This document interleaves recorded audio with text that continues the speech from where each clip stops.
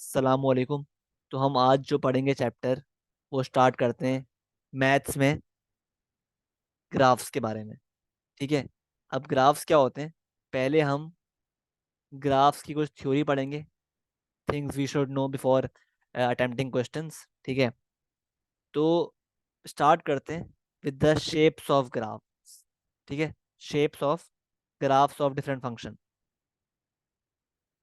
Of different functions. ठीक है भाई, अभी हम बात करते हैं general shapes of the graph के। ठीक है, कि डिफरेंट फंक्शंस के कौन से तरह के बनते हैं ग्राफ्स। ठीक है। तो लेट से हम बात करते हैं पहले नंबर 1 पे, y is equal to M X plus C. अब आपको पता है भाई, ये जो फॉर्म है, इक्वेशन है, ये क्या शो करती है? ये शो करती है लीनियर ग्राफ को। ठीक है। ये बेसिकली क्या होती है? स्ट्रेट लाइन इक्वेशन है ना ये, y is equal to M X plus C. तो ऑब्वियसली ग्राफ जो बनेगा ना इसका, वो स्ट्रेट बनेगा, स्ट्रेट लाइन बनेगी। ठीक है। या फिर इस तरह बनेगा, डाउनवर्ड स्लोप। ये कब बनेगा? जब m क्या होगा? पॉजिटिव, मतलब ग्रेडियंट पॉजिटिव होगा। और ये कब बनेगा? जब m होगा नेगेटिव। ठीक है। तो ये इस इक्वेशन की जनरल ग्राफ है। ठीक है। इस तरह स्ट्रेट लाइन बनती है। ठीक है। आगे बढ़ते हैं। ठीक है, आगे बढ़ते हैं और बात करते हैं अब, अगर हमारे पास ये इक्वेशन है y is equal to a x square. अब देखो स्क्वायर आ गया ना, स्क्वायर आ गया, तो मतलब ये क्या है? ये बेसिकली एक क्वाड्रेटिक इक्वेशन है। ठीक है। तो इसके जो ग्राफ बनते हैं ना, उसको हम बोलते हैं पैराबोला। ठीक है, मतलब ये अगर ग्राफ है, ठीक है, तो ये इस तरह कर्व बनता है, कर्व बनता है, इसको हम बोलते हैं पैराबोला। और ये होता है इसका मिनिमम पॉइंट। ठीक है, आपको पता है ये बात, सही है। सिमिलरली अगर हम बात करें, ये कब बनता है मिनिमम कर्व? कब बनता है? जब हमारे पास ए जो हो वो क्या हो? पॉजिटिव, ए जीरो से बड़ा हो मतलब। ठीक है। और अगर आपको एक मैक्सिमम कर्व बनाना है, मतलब कुछ इस तरह मैक्सिमम कर्व बनाना है, तो इसमें क्या होता है?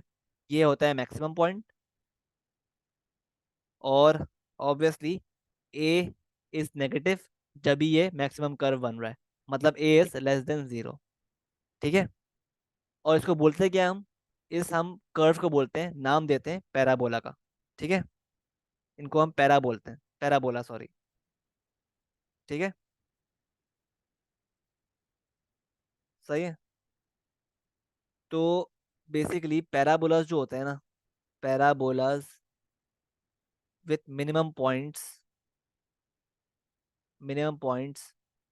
उनको हम बोलते हैं मिनिमम कर्व्स, मिनिमम कर्व्स। और upright parabolas, upright parabolas. Similarly जो पैराबोला होते हैं विथ मैक्सिमम पॉइंट, उनको हम क्या बोलेंगे फिर? मैक्सिमम कर्व्स और इन्वर्टेड पैराबोलास। क्लियर है? आगे बढ़ते हैं, नंबर 3 पे बात करते हैं। नंबर 3 पे बात करते हैं, y is equal to a x cube. और ऑब्वियसली क्योंकि यहाँ पर क्यूब आ गया, तो ये क्या है? ये शो कर रहा है एक क्यूबिक इक्वेशन को, क्यूबिक इक्वेशन को। ठीक है। मतलब इसका ग्राफ जो बनेगा ना, वो कुछ इस तरह बनेगा।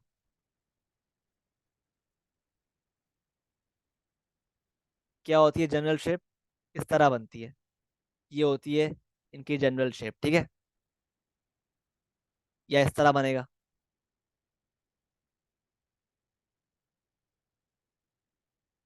ठीक है। इस तरह कब बनेगा? जब हमारे पास ए जीरो से बड़ा होगा, मतलब ए विल बी पॉजिटिव। और इस तरह कब बनेगा?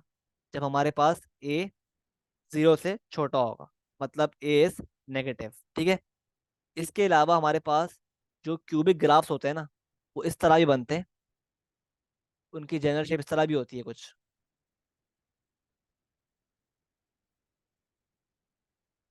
ये भी शेप जो है ना, या ये शेप, ये भी शेप किसकी है? क्यूबिक ग्राफ्स की, ठीक है, जनरल शेप। ये कब बनेगा? जब हमारे पास ए जो है अगेन क्या है, पॉजिटिव। और ये कब बनेगा? जब ए है नेगेटिव, यानी लेस देन जीरो, ठीक है। तो ये कुछ जनरल शेप्स थे ऑफ द क्यूबिक इक्वेशंस, ठीक है, ग्राफ्स। आगे बढ़ते हैं और बात करते हैं अब एक और टाइप की। वो है हमारे पास y is equal to a upon x.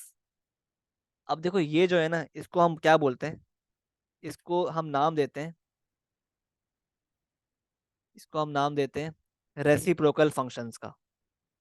ये होते हैं हमारे पास रेसिप्रोकल फंक्शंस, ठीक है, ठीक है।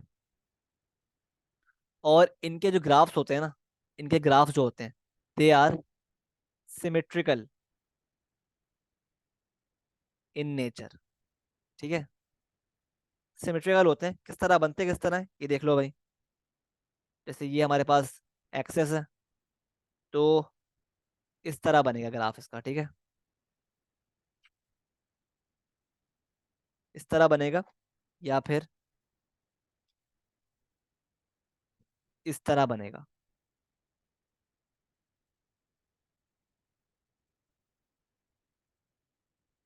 ठीक है। ये कब बनेगा?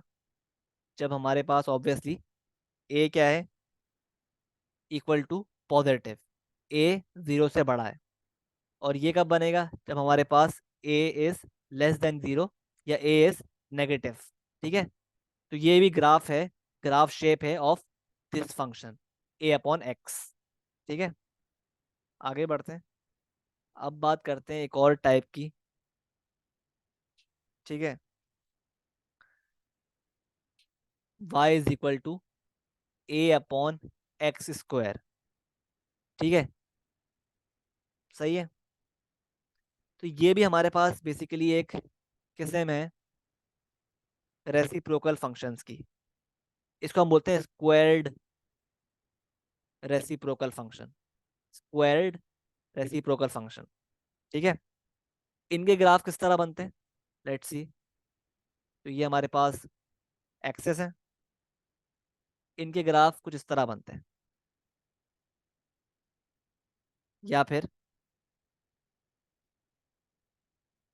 इस तरह। ऑब्वियसली ये कब बनेगा? ये जब बनेगा जब हमारे पास ए जो है वो अगेन क्या हो, पॉजिटिव। और ये बनेगा जब ए हो नेगेटिव या लेस देन जीरो, सही है। अब मूव करते हैं टुवर्ड्स लास्ट फंक्शन, जिसका हमें स्टडी करना है ग्राफ का शेप। वो है हमारे पास y इज इक्वल टू ए की पावर x, ए की पावर x। ये होते हैं हमारे पास बेसिकली, इनको हम बोलते हैं एक्सपोनेंशियल फंक्शंस, एक्सपोनेंशियल फंक्शंस, या फिर इंडेक्स फंक्शन, ठीक है। इनके ग्राफ किस तरह बनते हैं ये भी देख लेते हैं। इनके ग्राफ बनते हैं हमारे पास कुछ इस तरह, या फिर इस तरह बनते हैं, ठीक है। ऑब्वियसली ये बनेगा कब? जब ए हमारे पास जीरो से बड़ा है, यानी पॉजिटिव है। और ये बनेगा जब ए इज लेस देन नेगेटिव है। तो फिर इस तरह बनेगा ग्राफ, ठीक है। तो ये थे हमारे पास 6 टाइप्स के फंक्शन जिनके हमने ग्राफ स्टडी किए, उनकी शेप स्टडी की, ठीक है। तो हमने बेसिकली शेप देख ली भाई कि किस तरह के ग्राफ्स बनते हैं on different types of functions, ठीक है। आई होप क्लियर है। तो इनके जो शेप्स है ना, वो आप ध्यान में रखना कि भाई फला फंक्शन का इस तरह ग्राफ बनता है, और फला फंक्शन का इस तरह बनता है, ठीक है। तो ये भूलना नहीं, याद कर लो इन शेप्स को। अच्छा, अब हम बात करते हैं, अब बात करते हैं एक और कॉन्सेप्ट की in the topic of graphs, जिसको हम बोलते हैं line of symmetry.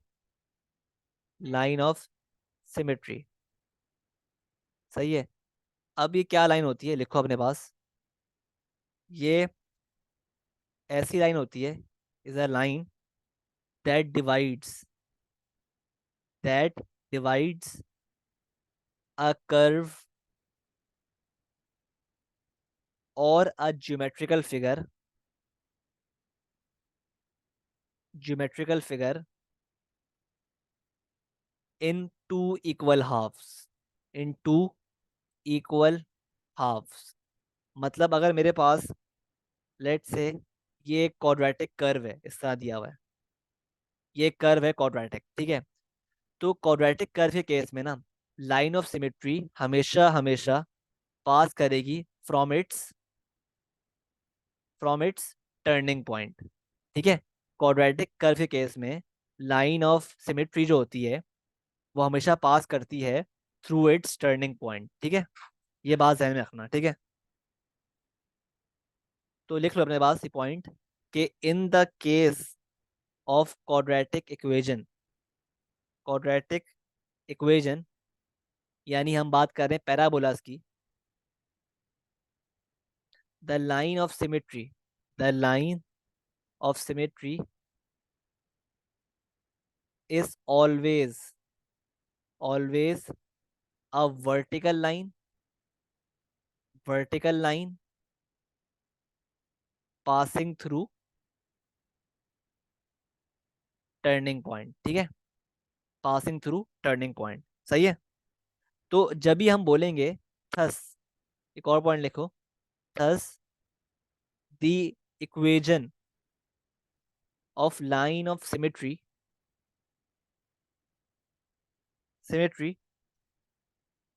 Is x is equal to x coordinate of turning point, ठीक है। तो क्योंकि हमारे पास लाइन ऑफ सिमेट्री पास करती है हमेशा टर्निंग पॉइंट से, तो आपके पास, लेट से, अगर मेरे पास एक कर्व है क्वाड्रेटिक कर्व इस तरह बना हुआ है, और ये ग्राफ है, ठीक है।